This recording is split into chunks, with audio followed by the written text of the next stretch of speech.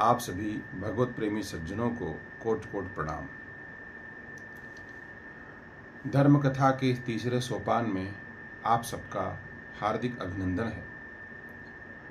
आगे बढ़ने के पहले करुणामयी श्री सद्गुरुदेव के चरणों में हम लोग प्रणाम निवेदित करते हैं।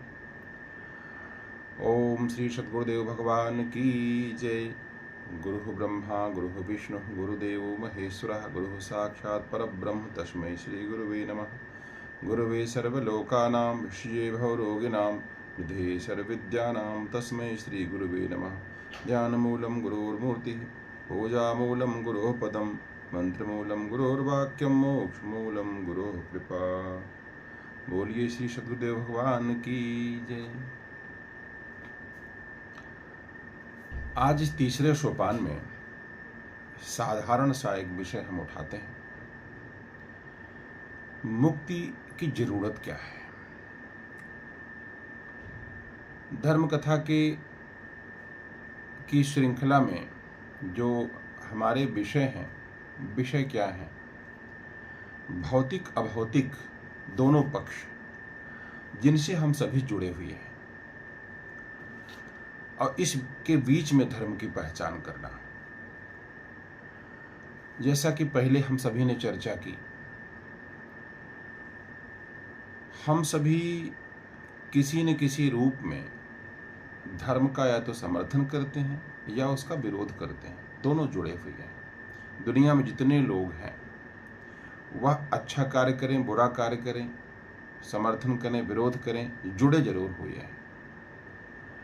जो जुड़ा नहीं है वो विरोध भी नहीं करेगा, वो समर्थन भी नहीं करेगा। यानी आवश्यकता तो है, लेकिन जो धर्म आप कहते हैं अमुक धर्म अमुक धर्म अमुक धर्म, यह धर्म नहीं है ना। बस इनका नाम ऐसे पड़ गया। रिलीजन, धर्म, मजहब, पंथ इत्यादि, हर शब्द अपना अलग अर्थ रखता है। लेकिन सबके बीच में क्या है? दो बातें केंद्र में है। एक तो हर व्यक्ति आनंद चाहता है। कोई भी कार्य करो आप आनंद चाहते हो। बंधन से मुक्ति आप चाहते हैं तब भी आनंद, और अगर कुछ सुख सुविधा चाहते हैं तब भी आनंद, किसी को पाना चाहते हैं तब भी आनंद, किसी से शत्रुता आप कर रहे हैं तब भी आपको आनंद मिल रहा है, झूठ बोल रहे हैं तब भी, सत्य बोल रहे हैं तब भी, प्रत्येक कार्य में आपका एक ही चीज है सेंटर में, वो है आनंद। तो यदि आनंद ही लक्ष्य है तो हम लौकिक अलौकिक भौतिक अभौतिक सारे पहलुओं में अगर आनंद ही ढूंढ रहे हैं तो है कहाँ वो? अब कहते हैं कि संत के चरण में, धर्म कथा में, शास्त्रों के अवगाहन में, सत्य बोलने में इत्यादि, इन तमाम उपायों से आप सत्य को प्राप्त करेंगे, आप हैप्पीनेस को प्राप्त करेंगे, मोक्ष को प्राप्त करेंगे। लेकिन सच्चाई क्या है कि ये सुनने में बातें अच्छी लगती हैं, लेकिन वस्तुतः वास्तव में क्या सही है? जैसे आपने कहा कण कण में परमात्मा है, यह सत्य है और असत्य भी है। सत्य क्यों है? जिसने अनुभव किया होगा उसने व्यक्त किया होगा, हमने सिर्फ सुना है। तो जब तक हमारा अनुभव नहीं बन जाएगा तब तक हमें यह बात कहने में सुनने में ही आसान लगेगी। बात तो सब सही कही गई है, लेकिन अलग अलग संदर्भ में ही उसकी सत्यता प्रमाणित होती है। बाबा तुलसीदास के एक भजन के साथ आज की इस कथा को हम लोग आगे बढ़ाएंगे। विनय पत्रिका का उनका एक भजन है। जेहि पथ जो तेहि पंथ चले मन लाई, जो तेहि पंथ चले मन लाई, तो हरि काहे न होहि सहाई। जो मार्ग श्रुति साधु दिखावे, तिहि पथ चलत सबे सुख पावे। जो तिहि पंथ चले मन लाई, उस पंथ में आप चलें मन लगा करके, तो हरि काहिन होत सहाई। तो जो इस मार्ग पर दत्त चित्त होकर के चलता है, उसकी सहायता क्यों नहीं भगवान करेंगे? वो कौन सा पंथ है, आगे विचार करेंगे। जो मार्ग श्रुति साधु दिखावे, तेहि पथ चलत सबे सुख पावे। जो मार्ग श्रुतियां दिखाती हैं, साधु दिखाते हैं। साधु कौन? जो कथा कह रहे हैं। साधु कौन? जिनका रूप ऐसा है? नहीं। सा माने वह, ध यानी ध्यान, और साधु माने इच्छा भी है।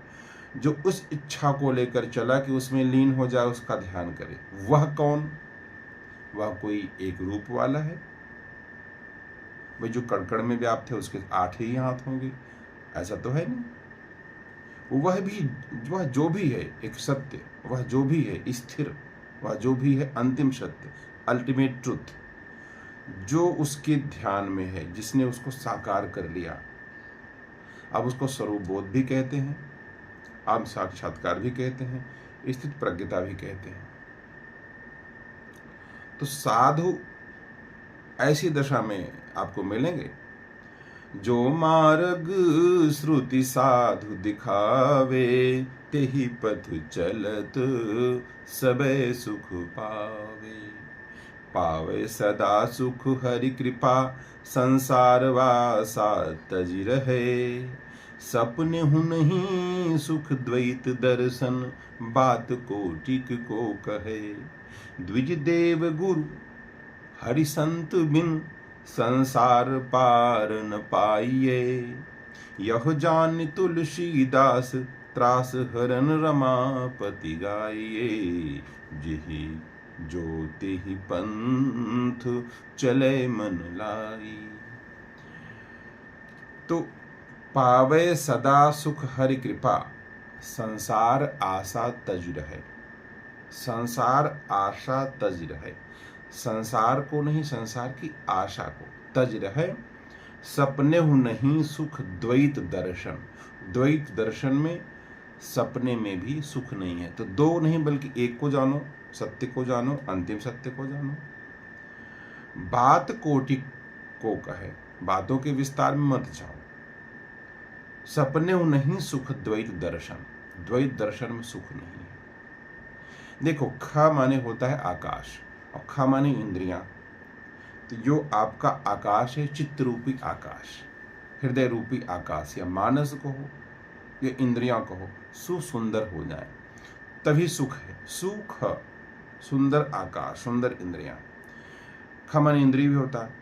तो आपका चित्त यदि सुंदर हो जाए तो सुख। सुंदर का मतलब क्या है? सुंदर का मतलब कि उसमें जो लहरें हैं वो विराम ले लें। तो तुलसीदास कह, चित्त विलास कहूं, बूझत बूझत बूझे। चित्त का जो विलास है, चित्त की जो लहरें यदि समझ में आती नहीं है।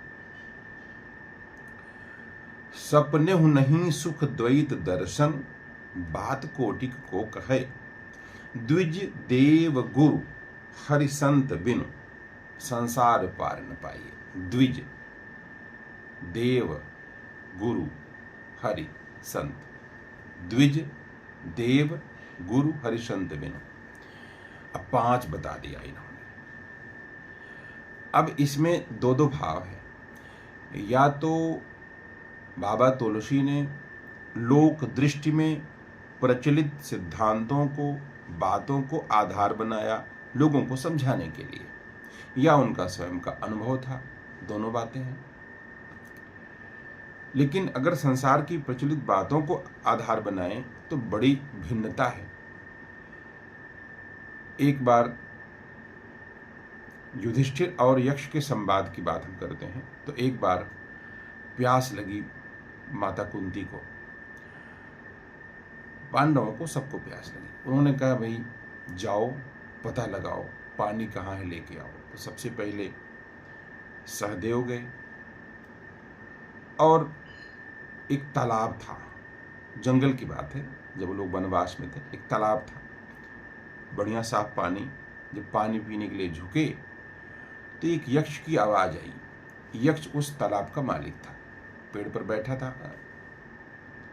उसने आवाज दी, यदि इस सरोवर का पानी बिना मेरी अनुमति के पियोगे तो मर जाओगे।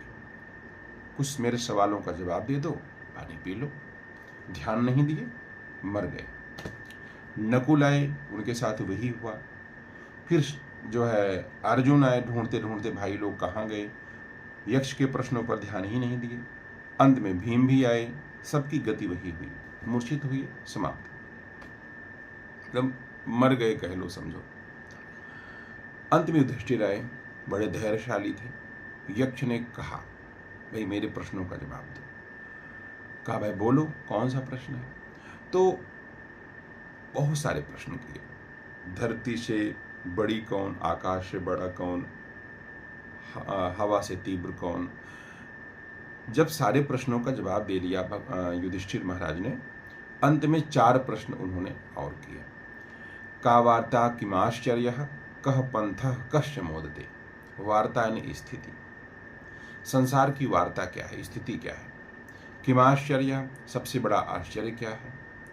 कह पंथः, किस मार्ग पर चलना चाहिए, वास्तव में पंथ क्या है। और कह मोदते, खुश कौन है, प्रसन्न कौन है।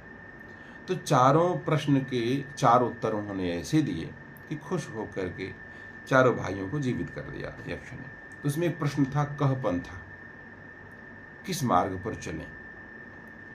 भाई देखो, आप धर्म के कार्य में रहो या अधर्म के कार्य में रहो, विश्वास करो न विश्वास करो, वास्तविक रहो नास्तिक रहो, मरना तो सबको है। सबको संसार की जरूरतें चाहिए, धन चाहिए, पैसा चाहिए, सब कुछ चाहिए, समृद्धि चाहिए। वो माने चाहे न माने, मतलब इतना तो चाहिए। तो कौन सा रास्ता अपनाए कि ये सब मिल जाए, और कौन सा रास्ता अपनाए कि सुख चैन रहे, यानी कौन सा मार्ग। युधिष्ठिर ने जवाब दिया, श्रुतियो विभिन्ना स्मृतियो विभिन्ना, नैको मुनि यस्य मतम प्रमाणम, नैको ऋषि यस्य मतम प्रमाणम, धर्मस्य तत्वम निहितम गुहायाम, महाजनो येन गतः स पंथा। श्रुतियां बहुत हैं, वेद इत्यादि सुनी हुई बातें। श्रुति माने सुना हुआ भी होता है, और श्रुति माने कान भी होता है, और श्रुति माने वेद भी। बहुत सी बातें सुनी हुई हैं। स्मृतियों भिन्ना, बहुत बातें धारण की हुई हैं स्मृतियों में, स्मृतियां नहीं याद है। तो श्रुतियां स्मृतियां बहुत हैं, और ऋषियों मुनियों की वाणी भी बहुत है, उनमें भी डिफरेंस है।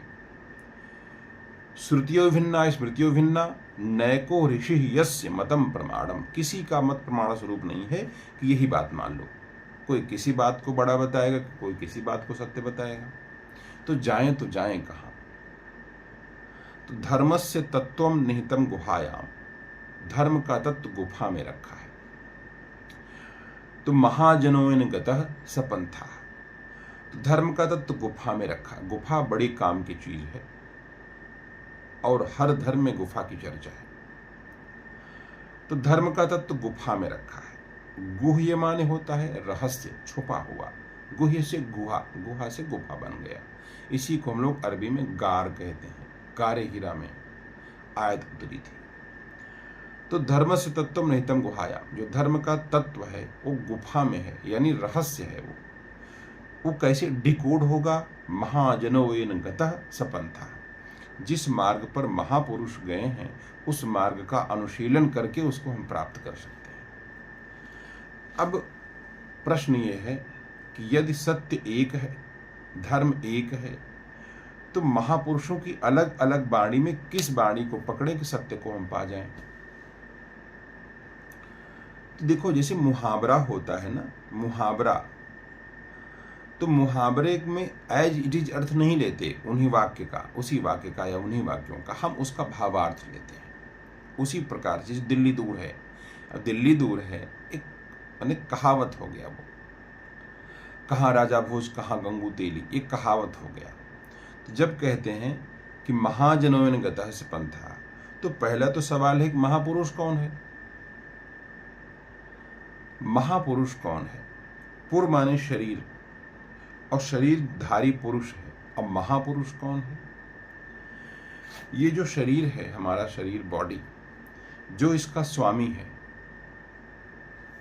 ध्यान लो आप, जो इसका मालिक है, जो हमारे अंदर इच्छाएं पैदा होती हैं शरीर को लेकर के, इंद्रिय द्वार झरोखा नाना, जह तह बैठे सुर धरिथाना, आवत देखें विषय बयारी, तेज हृदय कपाट उघारी। तो भाई देखो, खाने के शौकीन आप हैं, उधर से कहीं समोसे की जलेबी खुशबू आई, नाक में अजीब दौड़ी, बढ़िया दृश्य आया आंख दौड़ा, बढ़िया गाना आया, कोई स्वर आया तो कान, स्पर्श। तो जब हम बहिर्मुखी होती हैं वृत्तियां हमारी, तो इनकी जो अभिलाषाएं, इच्छाएं हैं, इनका जो स्वभाव है हमें प्रभावित करता है। तो जो इन पर नियंत्रण रखे, यही तो कच्छप अवतार है कि कछुआ अपने अंगों को समेट लेता है खोल के अंदर और सुरक्षित हो जाता है बाहरी चोटों से। तो जब अंतर्मुखी इंद्रियां हो जाएंगी तो सुरक्षित हो जाएंगे हम। इंद्रियां प्रभावित हुई तो दर्द हमको तो होता है, उनको समेट लिया। तो बात यह है, उनको समेट लिया, अंदर कर लिया। तो महापुरुष जो शरीर के स्वामी हो, अब शरीर भी कई है, कई तल है। आपने पंचकोश का नाम सुना होगा ना, अन्नमय कोश, प्राणमय कोश, मनोमय कोश, विज्ञानमय कोश, आनंदमय कोश, सुना है? ये सब शरीर है, अन्नमय शरीर, प्राणमय शरीर, मनोमय शरीर।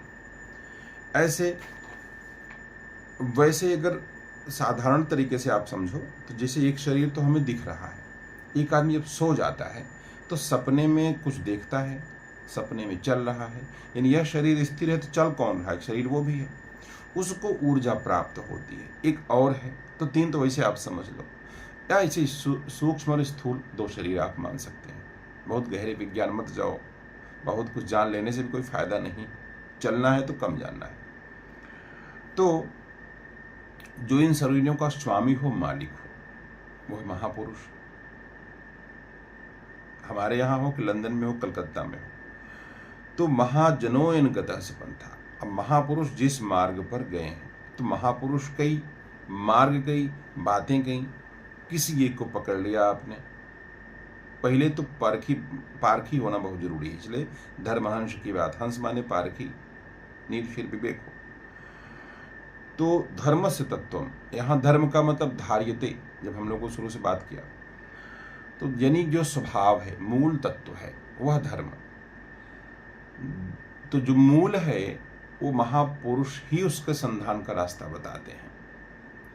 और रास्ते भी कई दिखते हैं, और रास्ते तो एक ही हैं, एक ही जगह ले जाते हैं। अच्छा, भगवान किसी आदमी का नाम थोड़ी है कि ऐसे आपको मिलेगा धनुष बाण लेकर के, मुरली लेकर के। इनके पहले भी था वो।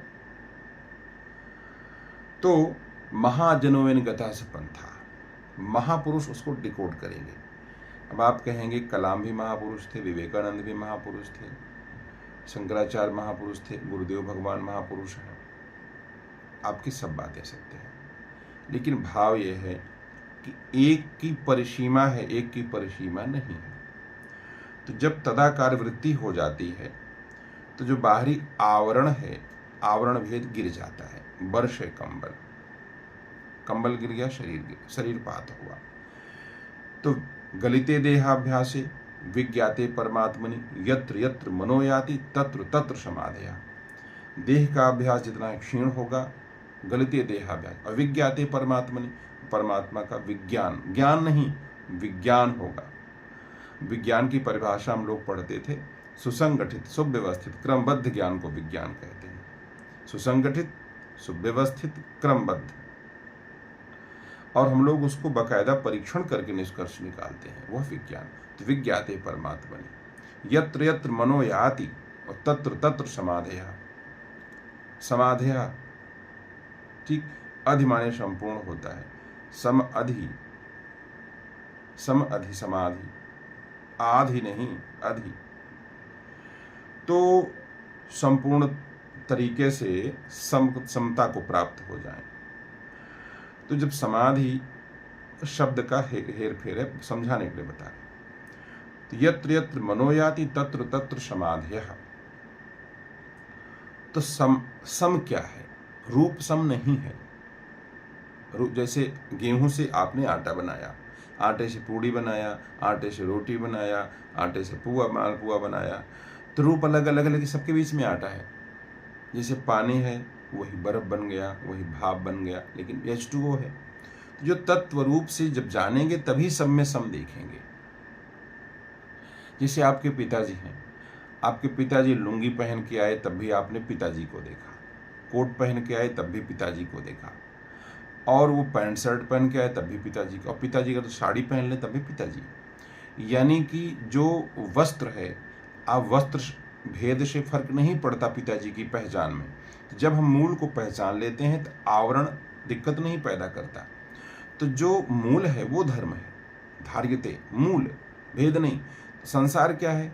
संसार वह मूल नहीं है, उसके ऊपर का आवरण संसार है। तो जो बाबा कबीर ने कहा यह ऐसा संसार है जैसा सिमल फूल, तो उन्होंने द्रव्य की और वस्तु की बात नहीं की, उसके रूप की बात की। विज्ञान कहता है द्रव्य अविनाशी है। अल्बर्ट आइंस्टाइन ने भी E=mc² का सूत्र दिया था। तो द्रव्य अविनाशी, द्रव्य नष्ट नहीं होता। अगर सब भगवान की कृति है, ईश्वर की कृति है, सृष्टि में अर्थहीन कुछ नहीं है। पत्थर में भी आग छुपी है, आग से बन जाएगा भोजन, भोजन से आप तृप्त हो जाएंगे, उस तृप्ति से शरीर पोषित होगा, शरीर चलेगा, साधना भजन करेंगे। उस पत्थर में देखो बहुत कुछ मैसेज छुपा हुआ है। तो जड़ हो चाहे चेतन हो, कुछ भी अर्थहीन नहीं है, कुछ भी अर्थहीन नहीं है। बात वहीं वापस आती है कि बाहरी जो भेद है वह संसार। आप संसार का मतलब आपने बाहरी रूप को देखा, और रूप बदलता है, तत्व स्थिर है, तत्व में परिवर्तन हो रहा है रूप में, है ना। तो जो मूल है वो धर्म है। मूल को ढूंढने के कई तरीके हैं, और वह तरीका महापुरुष बताएंगे।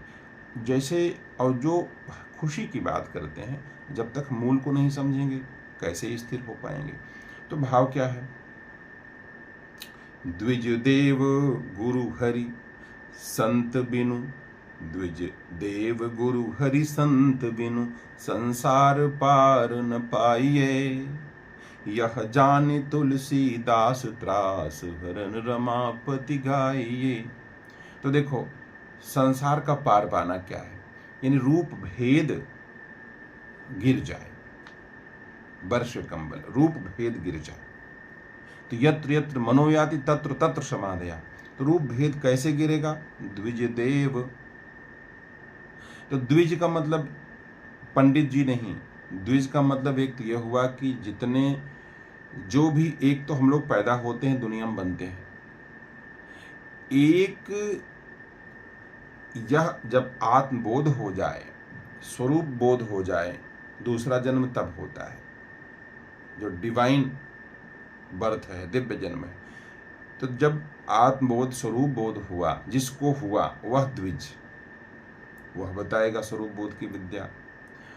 और देव, यहां देव का मतलब देवता वाला देव नहीं है, तो लेव है, देव नहीं है बल्कि। अब यही उन्होंने दूसरे पद में कह दिया है कि माया विवश विचारे। यहां पर दे कौन सकता है? जो सर्वसमर्थ हो और जो स्वयं तृप्त हो। तो भाव वही हो गया। अब गुरु, गुरु गुकारस्य अंधकारस्य रुकार तेज उचिते। गु अंधकार का प्रतीक, रू प्रकाश का प्रतीक। तो जिसके अंदर का तमस समाप्त हो गया है, स्वयं प्रकाशमान हो गया है। अंधकार से प्रकाश की ओर कौन ले चलता है? भौतिक तौर पे हाथ नहीं पकड़ना है। जो प्रकाशित हो गया उसके निकट आएंगे तो आप प्रकाशित हो जाएंगे। तो संत स यानी वह अंत हो, जिसमें, जिसका उसमें अंत हो गया, एक में अंत, एक में अंत एकांत, उसमें अंत हो गया। ये तो एक ही की अलग अलग संज्ञाएं हो गई। तो जो जानता वही बताएगा, जिसके जानने की जितनी सीमा, जिसकी जो अवस्था है उतने तक बताएगा। द्विज देव गुरु हरि संत बिनु संसार पार न पाइए। तो अंत में हमें क्या करना है? हमें यही विद्या सीखनी है। अब बाह्य संतुलन, आंतरिक संतुलन, दोनों की विद्या है।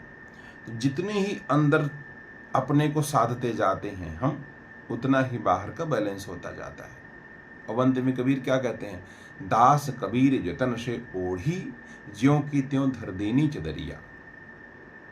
जतन से ओढ़ी, शरीर को ओढ़ा। तो शरीर धारण करना पहला जन्म, और उस अपनी अशरीरी अवस्था को जानना, स्वरूप बोध को प्राप्त करना दूसरा जन्म। तो जो स्वरूप बोध को प्राप्त कर चुके हैं वो महापुरुष, और वह मार्ग बताएंगे। महाजनो में गतः स पंथा, उसको पकड़ो तो जाओ। इतना आसान नहीं। गीता के तद्विद्धि प्रणिपातेन परिप्रश्नेन सेव्या, उनके शरण में जाएंगे, सेवा करेंगे, प्रश्न परिप्रश्न तब उत्तर मिलेगा। यह एक रहस्य की बात है। इसको हमको देर से भी जानना ही पड़ेगा। बहुत लोग जीवन में मिलते हैं जो कहते हैं इसको हम नहीं मानते, धर्म के नाम पे पाखंड हो रहा है, अमुक अमुक, सब बातें सही है, लेकिन हम विकृति को क्यों माने? हम ये क्यों न माने कि सही चीज को जाने? हर चीज में सत्य को पकड़ें, बाकी को छोड़ दें। एक मछली सारे तालाब को गंदा कर देती है, तो रहनी वैसी न होने से विकृति आ गई है। होता क्या है, आजकल जो घटनाएं हम लोग देखते हैं, उन घटनाओं को देखकर भरोसा टूट जाता है। कैसी घटनाएं? धर्म के नाम पे जो पाखंड है। तो हम ऐसा न माने कि यही मूल है। जैसे बलि प्रथा, अगर पशु बलि, माता सबकी माँ है, तो किसी बकरे की भी बलि क्यों लेगी, मुर्गे की बलि क्यों लेगी, या गाय की बलि क्यों लेगी? सबकी माता है, तो यह बलि ले कौन रहा है? तो यह बलि स्वाद के लिए लोग कर देते हैं, या कोई निम्न कोटि की जो योनियां हैं, भूत प्रेत इत्यादि, ये लेते हैं बलि। माँ तो नहीं ले सकती। आपको पता हो गया। अब ये मानो कि हिंदू धर्म के अंदर बलि नहीं है, वह उसकी विकृति है, और हम धर्म मूल को कह रहे हैं, तो मूल में तो विकृति नहीं होगी।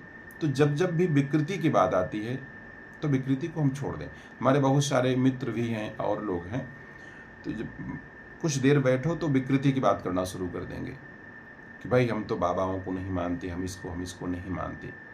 नहीं, आप विकृति को मत मानिए, और आप जिसको नहीं जान रहे हैं उसको मत मानिए। मानिए क्यों, आप जानिए। आपकी रुचि नहीं, कोई बात नहीं, लेकिन यह तो आपको मानना ही पड़ेगा कि कुछ न कुछ सत्य है इसके पीछे। उस सत्य का संधान कैसे आप करेंगे? उसका पहला भाव है कि आपको सुख चाहिए, आप तनाव में हैं, इस तनाव से मुक्ति अथवा सुख के लिए अथवा दिमागी स्थिरता के लिए कुछ करना है। वह क्या करना है? सुखे दुखे समय कृत्वा लाभा लाभ हो जया हो। आपको बैलेंस करना है अपने आंतरिक और बाह्य जगत को। यह जो संतुलन है, यह संतुलन कौन सिखाएगा? जो इसका पारखी होगा, जो इसका ट्रेनर होगा। ठीक है, और इसी संतुलन के लिए ही सारा प्रयत्न है। अब देखो, हम लोग दौड़ रहे हैं ना, बराबर दौड़ रहे हैं, लेकिन दौड़ने के बावजूद भी कुछ न कुछ खटक रहा है। तो वो जो खटकन है, ये तो सत्य है। आप मत मानिए ईश्वर को, भगवान को, लेकिन खटकन तो सत्य है।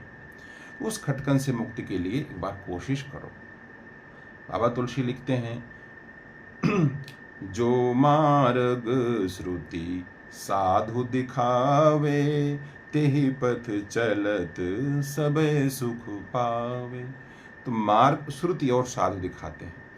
श्रुति का एक भाव आप ले सकते हैं कि जो हमने सुना है, महापुरुषों के अनुभव, पुरखों के अनुभव, तो उस अनुभव का हम लाभ उठाएं। कर करके सीखेंगे, जीवन छोटा पड़ जाएगा। अनुभव का लाभ उठाएं।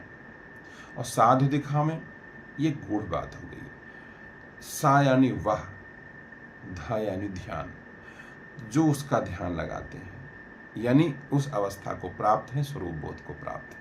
तो जो स्वरूप बोध प्राप्त महापुरुष हैं, जिस मार्ग को बताएंगे उसमें आप चलेंगे। अब विसंगति आ गई कि पहले यह हम में से हर किसी के लिए लागू था, अब एक मार्ग हो गया। आपने किसी गेरुआ वस्त्र पहने देखा तो आपने कहा कि भाई ये जो है ये धार्मिक व्यक्ति है। ये तो सिर्फ कपड़ा है, ड्रेस है। जैसे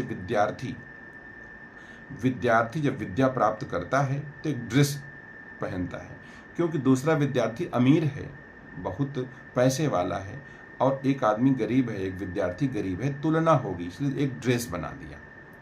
तो साधु महात्माओं में एक साधक अमीर परिवार से आया, एक गरीब परिवार से आया, तो कहीं ऐसा न हो कि उसकी छाप रहे। तो एक वस्त्र, गेरुआ मालूम ड्रेस हो गया, वो अलग बात है, रंगों का अलग प्रभाव पड़ता है। एक प्रतीक हो गया, माने रंग जो है उनका सकारात्मक प्रभाव हो, भड़कीले ना हो, लेकिन एक प्रतीक हो गया। तो ये जो ड्रेस मान लो, लेकिन यह ड्रेस लक्ष्य नहीं है, यह एक वेश है। सफ़ेद लोग पहनते हैं, पीला पहनते हैं, गेरुआ पहनते हैं, तो यह एक ड्रेस है। ये एक मर्यादा है कि जब तक इसको पहने, हम विद्यार्थी हैं, उस मर्यादा में विद्यार्थी की मर्यादा होती है विद्या प्राप्त करने वाले की। तो एक दूसरी बात है कि जब कोई मंत्र लिख देता है, दीक्षा लेता है, तो दीक्षा लेने मतलब गुरु बनना नहीं हुआ, अब उसकी यात्रा शुरू हुई। आज आपने दीक्षा लिया, आज ही आप प्रवचन करना शुरू कर दिए, आज ही आपने मंत्र देना शुरू कर दिया, आज आप प्रवचन, भाई नहीं, आज आपने मंत्र दीक्षा ली, अब साधना मार्ग पर बढ़ेंगे गुप्त रह करके, और गुप्त रह करके साधना मार्ग पे रहेंगे। और जब आप अनुभव कर लेंगे, गुरु की आज्ञा होगी, तब आप बोलेंगे, तब आप किसी को और सिखाएंगे। यह तरीका यही है, यह तरीका यही है कि जब यहाँ आप बोलने के लिए बैठिए, तब तक यह हो चुका हो। अगर ये नहीं हो चुका है तो ये अर्थहीन है बात। तो मंत्र लेने का मतलब, दीक्षा लेने का मतलब, अब यात्रा शुरू हुई। अगर आप सन्यासी हैं, यानी अभी आप सिद्ध नहीं हैं, सन्यासिक मार्ग भी आप चल रहे हैं, किसी भी फील्ड में पहले आप विद्यार्थी होते हैं, जब विद्या में दक्ष होते हैं तब गुरु होते हैं। जब वह पहले गुरु प्रमाणित कर दे कि अब आप दक्ष हो चुके हैं। तो विकृति इसीलिए आई कि जो अधूरे लोग हैं वो पूरे होने का दावा करते हैं, यही पाखंड है। तो जब तक हम स्वयं पूर्ण न हो, पूर्ण तो वैसे कोई भी नहीं है, लेकिन जब तक हम पारंगत न हो, पूर्ण न हो, दक्ष न हो, इंद्रियों पर नियंत्रण न हो, तब तक बोलने का अधिकार नहीं है। यह सवाल हमसे भी आप कर सकते हैं, ऐसी बात नहीं है। तो जो मार्ग श्रुति साधु दिखावे, तेहि पथ चलत सबय सुख पावे। ओरिजिनल साधु, ओरिजिनल संत, ओरिजिनल श्रुतियां जो बताती हैं, वास्तव में आपको मिलेगा, मेरा दावा है। तो जो तेहि पंथ चले मन लाई, तो हरि काहिन हो ही सहाई। उस मार्ग पर अगर आप चलते हैं तो निश्चित रूप से परमात्मा आपकी सहायता करेगा। अब उस मार्ग की पहचान करना है। धर्म क्या है? तो धर्मस्य तत्वं निहितं गुहायाम। लेकिन आप उसको नहीं प्राप्त कर पाते। कारण क्या है?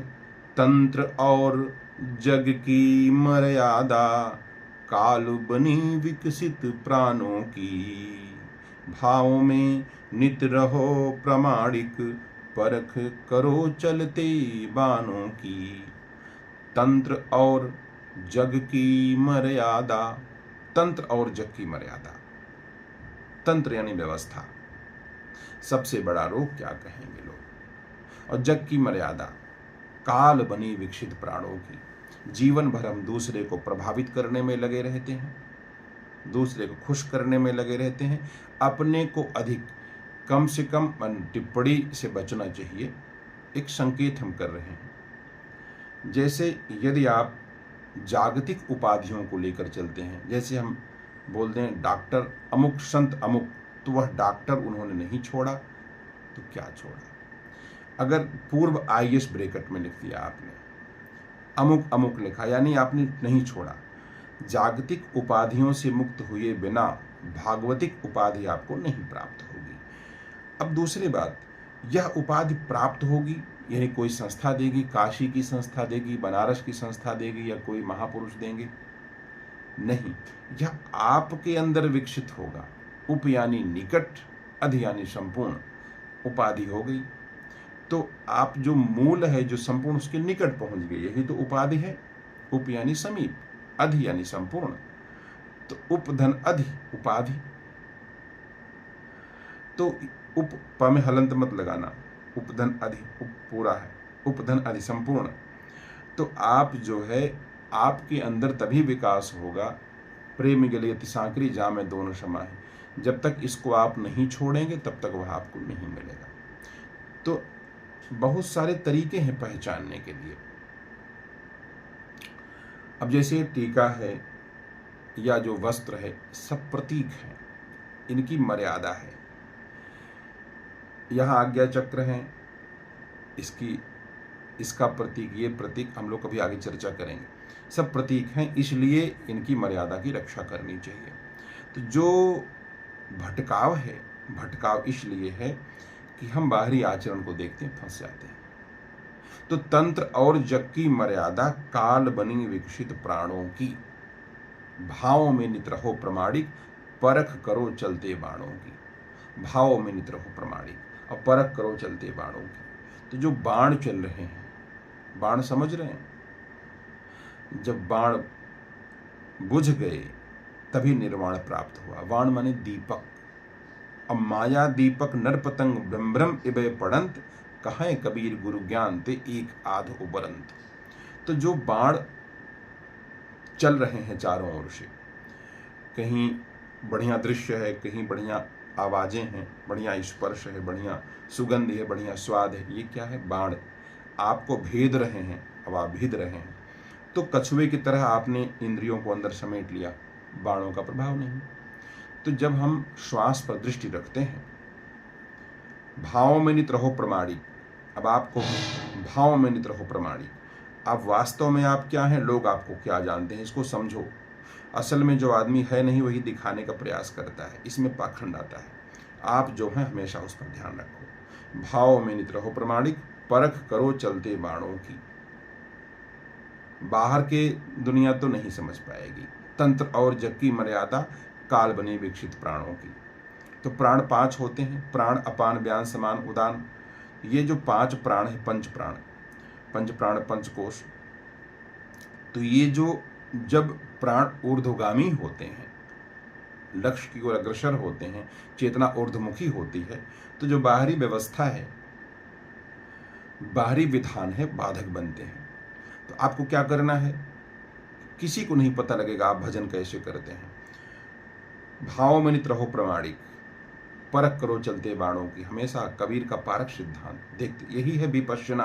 पश्य माने देखना, विशेष रूप से देखना। यही है गीता का पश्यंती, यही है सुदर्शन क्रिया। तो भावों में नित रहो प्रमाणिक, परख करो चलते बाणों की। तो सत्यवीर आचरण अधूरे, एक जागरण ही को ध्याओ।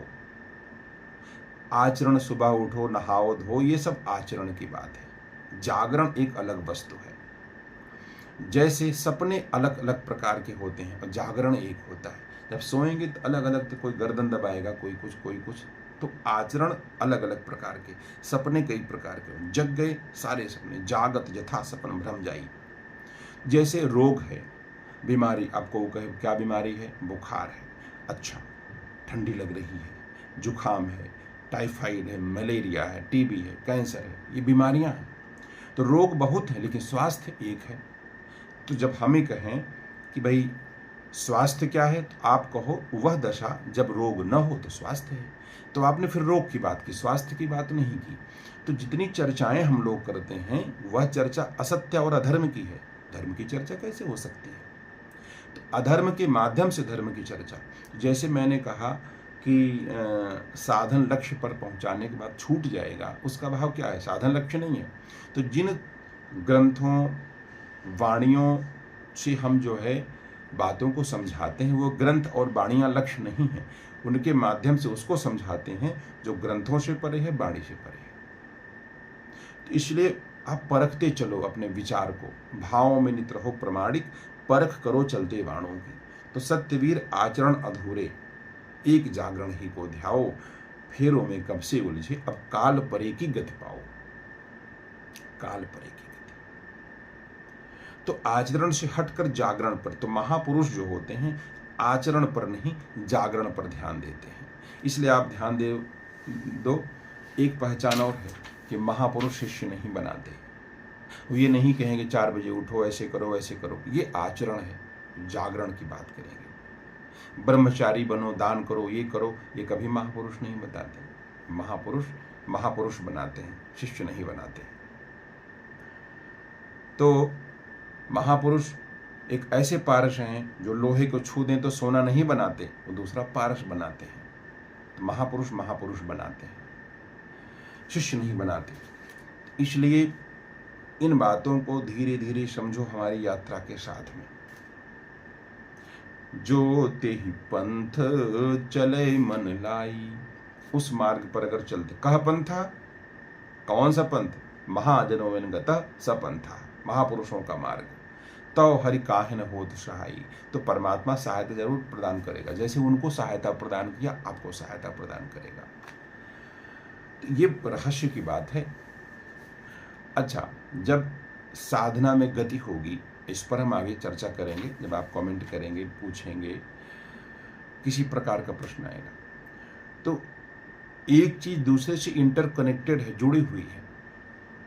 तो जब हम उस एक की बात करते हैं, महापुरुष की बात करते हैं, मार्ग पर चलने की बात करते हैं, भाव में प्रमाणिक रहने की बात करते हैं, और अंदर और बाहर के बैलेंस, संतुलन की बात करते हैं, तो फिर एक बात आती है, जीवन में आप कुछ भी करो लेकिन भजन मुखी हमेशा रहिए। भजन मुखी, भजन मुखी क्या? एक इष्ट के प्रति आपका समर्पण, और आपके अंदर कुछ ऐसा हो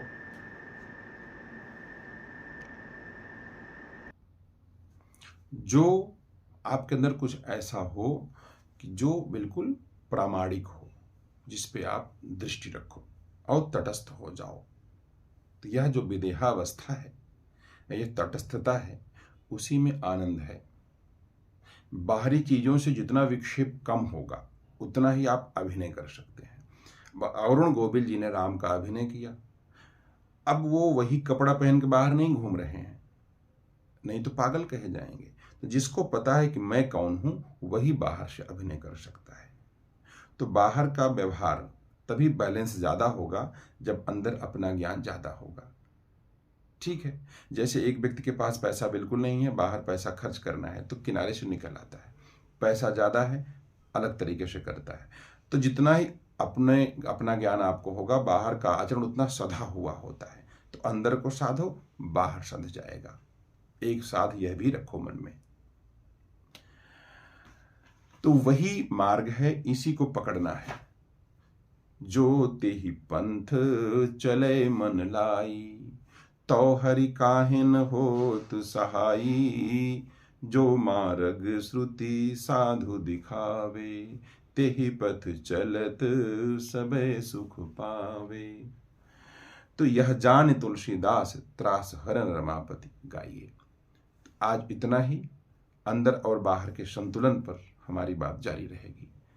आप सबके चित्त में बैठे हुए परमात्मा को हम प्रणाम करते हैं। बोलिए श्री सद्गुरुदेव